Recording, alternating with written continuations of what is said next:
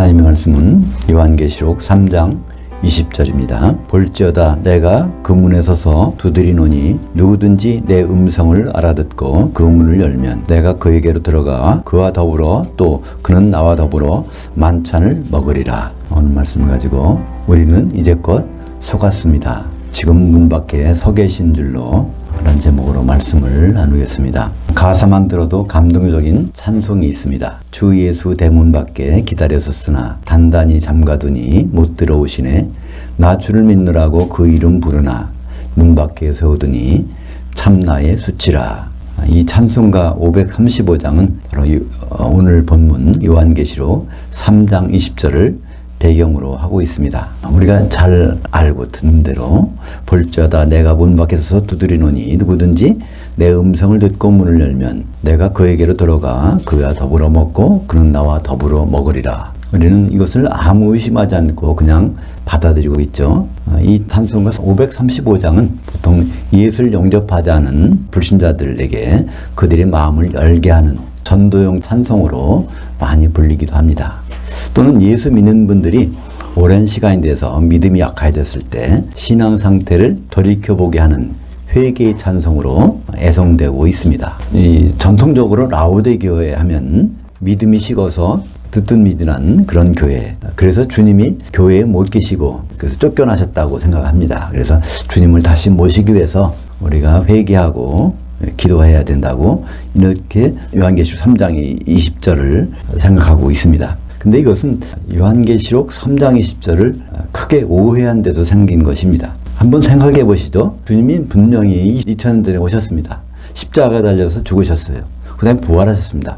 40일 동안 제자들과 함께 계시다가 승천하셨습니다. 그것은 부인할 수 없는 사실이죠. 그래서 우리가 주님을 기다리고 있는 거 아닙니까? 사도행전 1장 11절에 분명히 이르되 갈릴리 사람들아 어찌하여 서서 하늘을 쳐다보느냐 너희 가운데서 하늘로 올려주신 이 예수는 하늘로 가심을 본 그대로 오시리라 하였느니라. 분명히 예수님은 이 세상에 안 계세요. 셋째 하늘로 올라가셨습니다. 언젠가는 오실 것입니다. 주님의 재림을 기다리는 것이 우리의 신앙의 본질인데 오늘 요한계시록 3장 20절을 보면 이상하지 않습니까? 문 밖에 서서 두드리고 계신다고 하니까 물론 이 문은 개인의 마음이 아닙니다. 그죠? 요한계시록에 라오디게아 교회 천사에게 편지라고 하면서 교회에게 주신 말씀이기 때문에 교회의 문을 문 밖에 서서 두드리니까 열어라. 그러면 나는 너와 더불어 먹고 너는 나와 더불어 먹으리라. 그런 말씀인데요. 이게 가능한 일일까요? 주님은 여기 안 계신데 어떻게 교회 문에 와서 두드리고 계십니까? 그렇다면 혹시 성령께서 그렇게 하실까요? 요한계시록을 보면 성령께서 교회들에게 하시는 말씀 들을지어다 한 말씀이 많이 나옵니다. 그러니까 7번 이제 2장과 3장이 나오고 그 다음에 이제 여러 번 그와 비슷한 것이 나오는데요. 그때 그건 성령께서 말씀하시는 것이 아닙니다. 잘 보면 요한계시록에서 그 영께서 그 교회들에게 하신 말씀이라고 되어 있습니다. 그렇다면 그 영은요 성령이 아니고 누구실까요?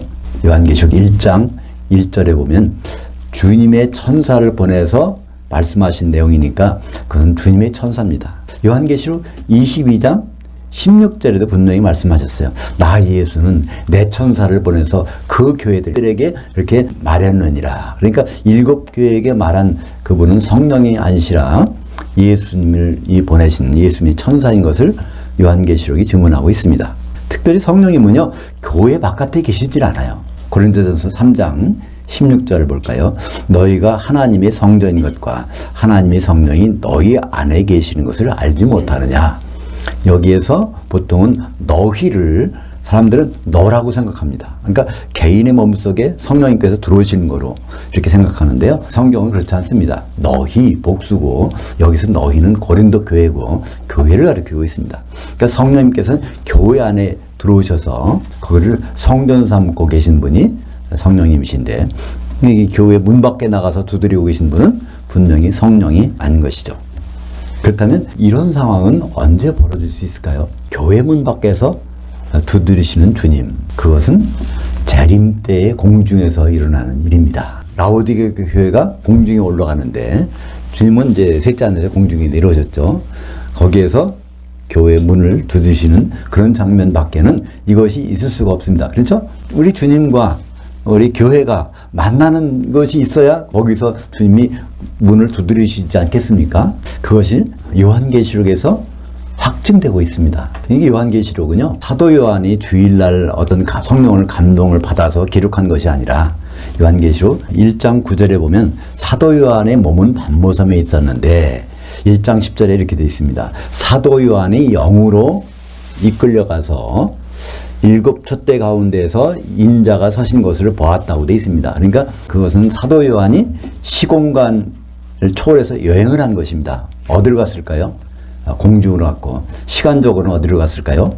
주님이 재림하시는 주님의 날로 갔습니다. 그래서 거기서 보면 1장 13절에요.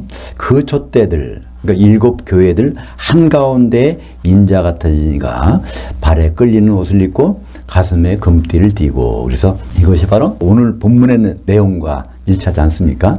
예수님은 7 교회에 삥 둘러서 계세요. 그러니까 그 중에 한 교회가 라오디게아 교회입니다. 그죠? 그럼 거기서 문을 두드리고, 그때 이제 거기에서 문을 열고 나오는 사람이 있는데, 그때 그냥 여는 것이 아닙니다. 어떻게 돼 있죠? 내 음성을 알아듣고 이렇게 있습니다. 그러니까 예수님의 음성을 알아듣는 사람에게 들어가서 만찬을 먹겠다는 그 말씀이죠. 요한계시록에 보면은 이 세상의 모든 교회를 7개로 분류해서 그 7개 교회가 결국은 공중에 올라가서 주님과 만나는 것입니다. 우리는 지금 지상에서 여러 개의 소속으로 신앙생활을 하고 있지만, 우리는 공중에 가서는 분명히 7개 교회 중에 한 교회의 성도로서 주님을 만나게 될 것입니다. 근데 그 중에 하나가 라오디게아 교회인데요. 보통 라오디게아라는 교회는 2000전에 초대교회에 있었습니다. 분명히 거기 있었는데 그 교회는 지금도 있고 결국은 어디까지요? 주님이 오실 때 공중에 와서 만나게 되는 교회가 되는 것입니다. 이 라오디게아 교회는 빌라델피아 빌라델피아의 동남쪽으로 72km, 에베소 교회에서 보면은 동쪽으로 160km 지점에 위치한 도시입니다. 이 라오디게아 교회는 교통의 요충지였을 뿐 아니라 그 모직공업이 활발해서 그곳에 사는 사람들은 아주 풍요로운 생활을 했다고 그래요. 그러다 보니까 이제 거기에서 교회가 세워졌는데, 시간이 지나서 오늘 이제 라오디게아 교회 하신 말씀은 이거는 초대교회의 모습이 아니라 시간이 쭉 지나서 마지막 때의 교회의 모습을 말씀하고 있는 것입니다. 요한계시록 2장과 3장에는 7개 교회의 운명이 나오는데요. 7개 교회의 그 초대교회의 상태를 나타내는 것이 아니라 그 교회가 앞으로 주님 오실 때까지 어떤 모습을 하는지를 설명해주고 있는 것이거든요. 그러니까 그때 시간이 지나서 그들이 신앙이 식어진 거죠. 세상의 것을 추구하며 신앙생활하다 보니까 영적인 상태는 아주 빈약한 상태. 주님께서 라오디게아 교회를 진단하신 모습을 한번 볼까요? 요한계시록 3장 15절 16절에 보면 내가 네 행위들을 아노니 내가 차지도 아니하고 뜨겁지도 아니하도다. 내가 차든지 뜨겁든지 하기를 원하노라. 내가 이같이 미지근하여 뜨겁지도 아니하고 차지도 아니하니 내 입에서 너를 토해버리라. 그러니까 주님이 아주 토해버릴 정도의 상태까지 됐다는 것입니다. 말이 교회지 주님 보시기에는 그 신앙이 엉망이라는 거예요. 머리로만 아는 신앙. 그래서 이 라오디게아 교회는 에베소 교회와 더불어 어떤 교회죠? 두주인 교회에 해당되는 교회인데요. 머리로만 지식적으로만 아는 것이지 가슴까지 내려오지 않은 아가페 사랑이 이제 떠나간 그런 교회로 볼 수 있는 것입니다. 주님의 눈에 보여진 이 라오디게아 교회는 곤고한 것과 가르는 것과 가난한 것과 눈먼 것과 벌거벗은 그런 모습이었습니다. 혹시 우리도 주님 보시기에 이런 모습은 아닐까요? 우리는 이 세상 사는데 정말 다른 어떤 후진국이나 또 어떤 못 사는 나라 같은데 그런 사람들보다 우리가 잘 살고 있고 또 생활에 불편한 것이 없고, 물론 여러 가지 어려운 점이 있지만 적어도 우리가 30년, 50년 전의 상태하고 지금을 비교하면은 아주 잘 사는 편이 아닙니까? 국민소득도 3만 불대가 훨씬 넘었고요. 그러니까 우리가 이러다 보니까 우리는 부유하고 넉넉하다고 그러는데 주님 보시기에는 영적으로 완전히 벌거벗고 영적인 눈이 안 떠져 있다는 그런 책망을 하시는 것입니다. 이것은 라오디게아 교회만 하시는 것이 아니라 우리도 이 말씀을 드려야 되는 것입니다. 요한계시록 7교회에 하신 말씀은요, 이것을 한 개의 편지를 써서 7개 교회에게 돌려보시라고 주신 말씀이에요. 그러니까 우리도 이 말씀을 우리에게 주신 말씀으로 한번 생각해 봐야 될 것입니다. 만약에 우리가 그런 상태라면 주님은 어떤 처방을 내리실까요? 우리의 영적인 상태가 그렇다면 주님의 처방이 나와 있습니다.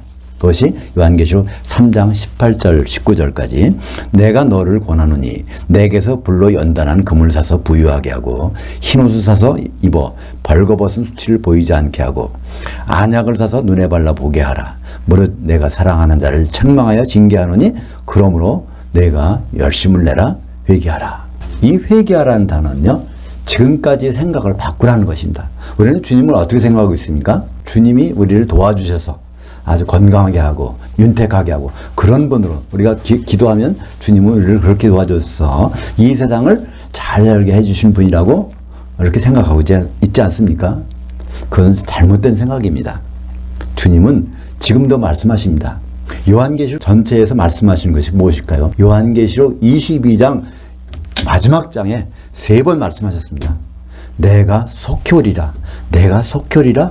진실로 내가 속히 오리라. 주님은 우리가 주님을 만날 준비를 하고 있는 그것을 바라십니다. 우리가 그것을 하지 않을 때는 바로 벌거벗은 자요, 가련한 자요, 눈먼 자라고 생각하시는 것입니다. 그래서 우리는 다시 한번 오늘 이 본 말씀을 통해서 우리는 생각을 돌이킬 필요가 있습니다. 그것을 성경에서는 회개라고 하는 것이죠. 그러면서 이제 주님이 결론을 말씀하신 것이 요한계시록 3장 20절입니다. 그 첫 부분에 보면은 볼지어다 내가 그 문에 서서 두드리노니 이렇게 돼 있어요. 여기서는 현재형으로 돼 있습니다. 그 문에 서서 현재 두드리신다는 거예요. 근데 주님은 우리도 그렇게 알고 있었죠. 주님이 우리 마음 밖에서 두드리시는 것처럼 알고 있었는데 헬라어에서는요, 미래에 일어날 분명한 일을 나타낼 때는 현재형으로 씁니다. 그러니까 현재형으로 썼다고 해서 이것이 지금 있는 일이 아니라 미래에 반드시 돼야 할 일, 그걸 헬라에서는 현재형으로 쓰고 있는 것입니다. 그러니까 여기에서 볼지어다. 볼지어다는 주목해보라는 얘기입니다. 내가 문에 서서 두드리노니. 이 말은 다시 말하면은 문에 서서 두드릴 것이니 그런 뜻입니다. 내가 속히 오리니 그거는 우리는 그 미래지 않습니까? 근데 예수님이 요한계시록에 내가 속히 오리니 그것은요, 다 현재형으로 썼어요. 그분이 주님께서 분명히 오시니까 미래로 받아들여야 되는 것입니다. 그러니까 라오디가 교회의 상태가 이런 상태인데 내가 반드시 문 밖에 서서 두드리겠다는 거예요. 다시 말해서 그 말씀은 무엇일까요? 공중에 와서 교회가 공중에 올려갔을 때 거기서 놓고 하시겠다는 것입니다. 앞으로 될 일들을 주님께서 이렇게 말씀하고 계신 것입니다. 그것은 우리가 언제 확인할 수 있죠? 좀 전에 봤던 대로 요한계시록 1장 13절에 7촛대 한가운데 서 계신 주님, 그러니까 7교회 한가운데 서 계신 인자는 심판하시는 분이라는 뜻입니다. 요한복음 5장 27절에는 인자됨으로 말미암아 심판하는 권세를 아버지께서 아들에게 주셨느니라. 그래서 인자로 나타날 때는 이분이 심판할 것이다. 누구를 심판할까요? 7개 교회를. 그 중에 한 교회가 라오디가 교회인 것입니다. 그러니까 주님은 지금 어떤 교회를 심판하시고 또 언제 시간이 지나면 어떤 교회 심판하시는 것이 아니라 심판은 딱 한 번 있어요. 교회 심판 한 번 있어요. 주의 날 공중에서 그 말씀을 하시는 것입니다. 근데 여기 주목할 단어가 있습니다. 볼지어다 내가 그 문에 서서 두드리노니 누구든지 내 음성을 듣고 그 문을 열면. 문을 두드리시는데 중요한 것은 노크 소리를 듣고 여는 것이 중요한 것이 아니라 내 음성을 알아듣고 문을 열면. 이게 굉장히 중요한 단어입니다. 우리도 어떤 소리가 들리는 것하고 그 사람이 무슨 말 하는 것을 듣는 것하고는 전혀 다르지 않습니까? 어떤 모임에 좀 늦게 갔습니다. 그죠? 늦게 가는데 거기에 모인 분들이 다 한국말을 해요. 우리말을 하고 있습니다. 근데 그게 들어가면요, 도대체 한국말은 한국말인데 무슨 소리를 모르는 때가 있지 않습니까? 그거 마찬가지로 여기서 주님의 음성을 듣는다는 것은 주님의 음성을 알아듣는다는 것입니다. 우리가 주님을 음성을 어떻게 알아들을까요? 주님을 음성을 알아듣는다는 것은 특별한 의미가 있습니다. 요한복음 10장 27절 보면 내 양들은 내 음성을 알아들으며 나는 그들을 알며 그들은 나를 따르느니라. 이것도 현재로 되어 있는데요. 이것이 바로 마지막 때 주님 오셨을 때 내 양이라면 내 음성을 알아듣는다는 것입니다. 주님도 나를 아주 친밀히 그들을 알 수 있다는 거예요. 그리고 그들도 나를 따르게 될 것이라는 것입니다. 그래서 그때 주님이 자기 음성을 알아듣는 양들에게 어떻게 해주신다고요? 그것이 요한복음 10장 28절에 있습니다. 내가 그들에게 영생을 주노니. 이것도 현재형이지만 미래에 그렇게 하실 것이라는 것입니다. 영생은 천년왕국에서 주님과 같이 사는 것이니까 그건 주님이 오셔서 심판하셔서 그때 영생을 주시겠다는 말씀입니다. 내가 그들에게 영생을 주노니 영원히 멸망하지 아니할 것이요 또 그들을 내 손에서 빼앗을 자가 없느니라. 이것은 주님의 재림 때의 현상이지 지금이 아닙니다. 재림 때 주님의 양인지 아닌지를 구분하시는 방법입니다. 우리는 여기서 가장 큰 관건이 주님이 노크 소리를 우리가 듣는 게 중요한 게 아니라 주님의 음성을 들을 수 있는 자냐 아니냐, 그것이 참 중요하다는 말입니다. 마태복음 25장에는 주님 오셔서 재림하셔서 심판하시는 장면이 나옵니다. 바로 그리스도의 심판대죠. 마태복음 25장 31절 33절까지 인자가 자기 영광으로 모든 천사와 함께 올 때 자기 영광의 보좌에 앉으리니 모든 민족을 모든 기독교인들을 그 앞에 모으고 각각 구분하기를 목자가 새끼 염소들 중에서 장성한 양을 구분하는 것 같아요. 그 양들은 오른편에 그 염소들은 왼편에 두리라. 주님은 우리 성도들을요 두 가지로 나누시겠다는 거예요. 장성한 양인지 새끼 염소인지. 여기에 뭐가 들어갈까요? 주님의 음성을 듣는 자인지 주님의 음성을 못 알아듣는 자인지가 구분되는 것입니다. 주님의 음성을 알아들으면 바로 장성한 양, 주님의 음성을 못 알아듣는다면 그건 새끼 염소가 되는 것입니다. 그렇다면 주님의 음성을 들었는지 아닌지, 또 새끼 염소인지 장성한 양인지 구분하는 것이 마태복음 25장 40절에 있습니다. 너희가 여기 내 형제들 중에 지극히 작은 자 하나에게 한 것이 곧 내게 한 것이니라. 그리스도의 심판대에서는 예수님 옆에 누가 있을까요? 마태복음 19장 28절에 내가 영광의 보호자에 앉을 때 나를 따르던 너희 12 사도들도 12 보좌에 앉아서 이스라엘 12지파 모든 기독교는 심판하리라. 그러니까 주님 옆에 앉아있는 사도들을 그들에게 한 것이 바로 내게 한 것. 그러니까 그들의 말씀을, 사도들의 말씀을 잘 알아들었다면, 이 꼴을 먹었다면 그것은 장성한 양이고, 사도들의 말씀을 제대로 안 먹었다면 새끼 염소로 취급하시겠다는 것입니다. 우리가 주님이 이제 라오디게 교회뿐 아니라 7개 교회를 다 놓고 하실 때 어디서요? 공중에서. 그때 주님의 음성을 알아듣는 방법은 무엇일까요? 사도들의 말씀을 잘 우리가 대우했다면, 중매쟁이 말을 잘 들었다면 우리는 그때 그냥 그 자리에 쓰는 것이 아니라 혼인 준비를 하고, 혼인 만찬에 들어갈 준비를 하고 그 자리에 서 있게 될 것입니다. 그래서 요한계시록 3장 20절 하반절에 누구든지 내 음성을 듣고, 이것은 그냥 듣는 것이 아니라 내 음성을 알아듣고, 예수님의 음성을 알아듣는 사람 누구라고 그랬죠? 예수님의 장성한 양. 예수님의 장성한 양은 누가 된다고요?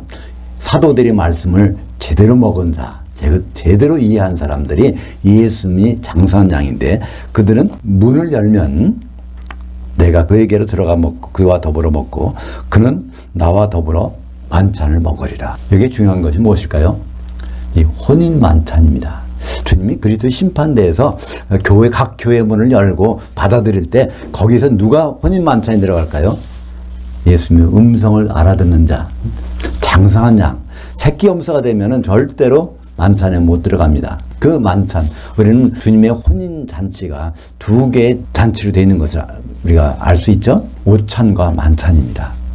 마태복음 22장 4절에는요, 거기에 오찬을 준비해 놓고 거기서 지나가는 사람들을 모두 다 불러다가 자리를 채우라고 하셨습니다. 그날 저녁에 일어나는 것이 무엇일까요? 예복을 안 입은 사람들은 그 자리에서 쫓겨납니다. 그것이 만찬이죠. 성경에서 아주 결정적인, 확정적인 장면이 어디 나올까요?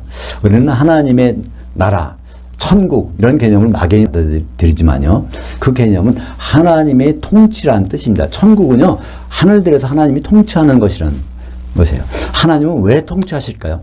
하나님이 통치가 끝났을 때는 어떤 장면이 벌어질까요? 그것이 요한계시록 19장 6절에 보면 할렐루야 전능하신 이께서 통치하셨도다 하면서 요한계시록 19장 7절에 어린 양이 혼인이 이루어졌는데 그 아내가 준비되었는데 그것이 하나님의 통치의 결과물이라는 것이 나옵니다. 그러면서 그 자리를 요한계시록 19장 9절에서 어떻게 말씀하고 있습니까? 천사가 내게 말하기를 기록하라. 어린 양의 혼인 만찬에 청함을 받은 자들은 복이 있도다 하고.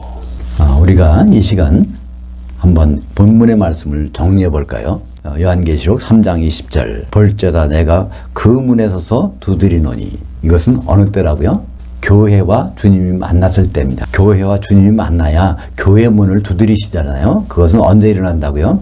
요한계시록 1장 13절에는 7촛대들 한가운데 인자가 서서 그때 두드릴 때 어떤 일이 벌어진다고요? 누구든지 내 음성을 알아듣고 그 문을 열면, 예수님 목자의 음성을 알아듣는 자가 있다는 것입니다. 그런 자에게 어떻게 한다고요? 그에게로 들어가 그로 더불어 먹고 그는 나로 더불어 먹으리라 하는데, 이 먹는 것이 오찬을 먹는 것이 아니라 만찬을 먹는다고 돼 있습니다. 물론 우리말 번역에는 만찬이라는 것이 번역이 안 돼 있지만, 만찬, 헬라어에서 오찬을 아리스톤, 만찬을 데이프론이라고 합니다. 근데 만찬을 먹다라는 동사는 데이프네오라는 동사를 써요. 요한계시록 3장 20절에 나오는 여기에서 먹는다는 것은 데이프네오입니다. 만찬을 같이 먹겠다는 것입니다. 혼인 만찬을 같이 먹는데 누구와 먹겠다고 말씀하십니까? 주님의 음성을 알아듣는 자에게. 주님의 음성은 누가 알아듣죠? 주님의 양이 알아듣습니다. 다시 요한복음 10장 27절에 가서 내 양들은, 내 장성한 양들은 내 음성을 알아듣는다고 말씀하고 돼 있습니다. 그죠? 우리는 신앙생활 하다가 죽을 수도 있고 또 살아서 주님을 만날 수도 있습니다. 근데 반드시 주님을 만납니다. 우리가 공중에 올라가서 에베소 교회, 서머나 교회, 보가모, 두아디라, 사대, 빌라델피아, 라오디게아, 그 교회의 이로로서 주님을 만나게 됩니다. 어떤 교회 문을 두드리실지는 모르지만 모든 문을 다 두드리실 것입니다. 그때 우리가 누구냐에 따라서 우리의 운명은 달라집니다.